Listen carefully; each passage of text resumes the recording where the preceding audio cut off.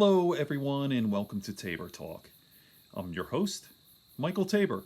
Okay, how's that for professionalism? So, as I said before, I want to keep it raw and unedited and unscripted and spontaneous and all that. But the introduction. Hello, everyone. Wait, let me try that again. Hello, everyone. Welcome to Tabor Talk. I'm your host, Michael Tabor. Okay, that sounds good. So, anyway, I've been using this lately. I post these videos and I put out like when I'm confused. My last video recording. I was talking. Let's see here now. Let's take a look at this. My last video was how do you transfer YouTube videos to iMovie? So I just put it out and I get responses. I mean, people are amazing, like strangers on the internet, right? So, let me just say, like as I said before, I'm doing this all myself. I'm an older guy. I'm a baby boomer and a baby boomer. I was born in 1963, right? 30 plus years without the freaking internet, right? Baby boomer. Even, so really, the internet really didn't come into full swing until like 2000, right?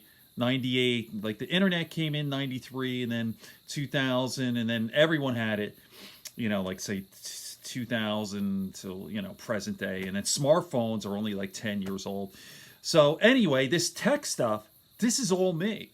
I had a tech guy I worked with. I hired him for this little project to get my intro and outro. We did everything over the phone. But still, the marketing, the branding, social media, I'm just fucking figuring this shit out. Figure it out, bitch. That's the way it works. So the people here are just amazing. Like people say, oh, people on social media, like on Twitter, they're so fucking mean and you suck and this, that. And yeah, I do get that. No question about it. But I'm telling you, this freaking guy here, shout out to Vinyl Rundown. Thank you, man. I mean, it's just like, he's telling me, he goes, look on-screen video capture, right? Let me try that again. Look up on-screen video capture or recording software. Look up on-screen video capture or recording software. You might end up with a better video editing software than iMovie. And then he says to get going, to get more views, try hashtags, keywords, and thumbnails to boost your... You see what I mean? I have no idea what this shit is. I'm just turning this fucking iPod. This is me, right? I'm 56 years old. I'm semi-retired. I'm dealing with an illness. So I go, I want to tape myself, right? People say, like, hey, listen, I have a journalism background, and forever I wanted to have my own talk show. And then I'm like, finally, I could do this. We just moved to the Catskills.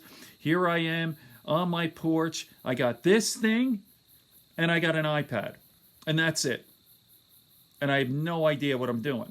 And I'm learning. So, hold this. I got this book. Okay, 500. This is awesome.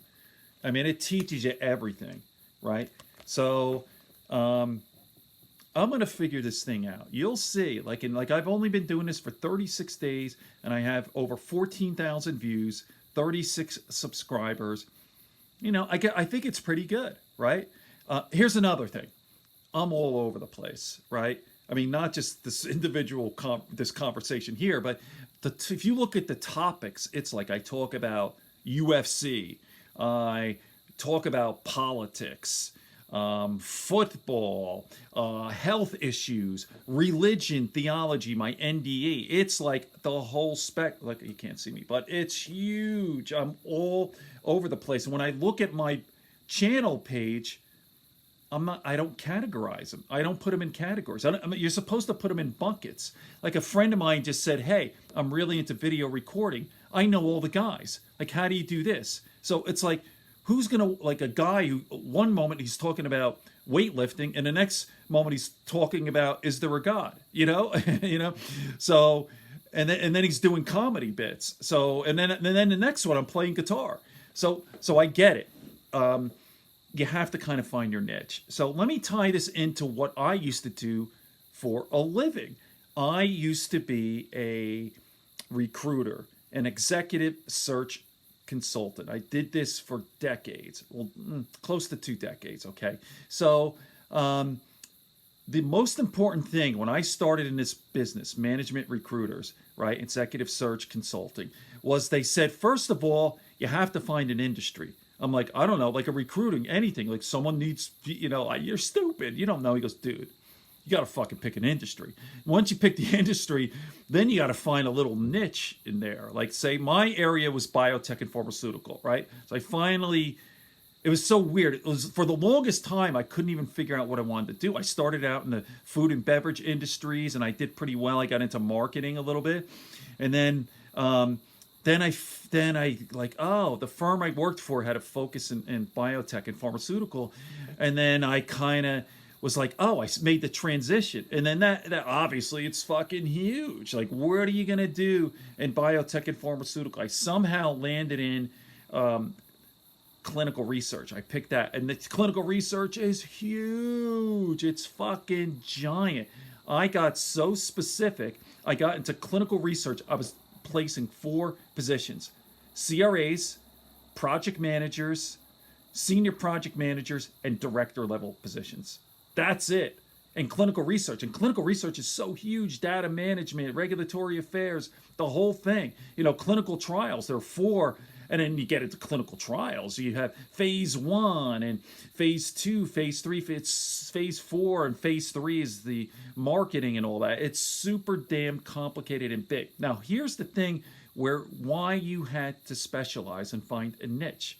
No company's going to work with you. Could you imagine if I called someone up? I go, hey, this is Tabor Consulting, and I'm a headhunter, and I'd like to sign a contract with you so I could find you good people, great workers, And they'd say, well, who the fuck are you?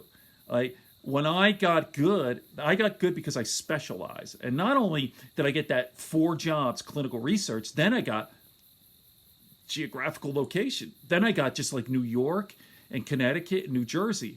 And I knew every single one of the candidates, all the CRAs in that area, all the project managers, all in that area.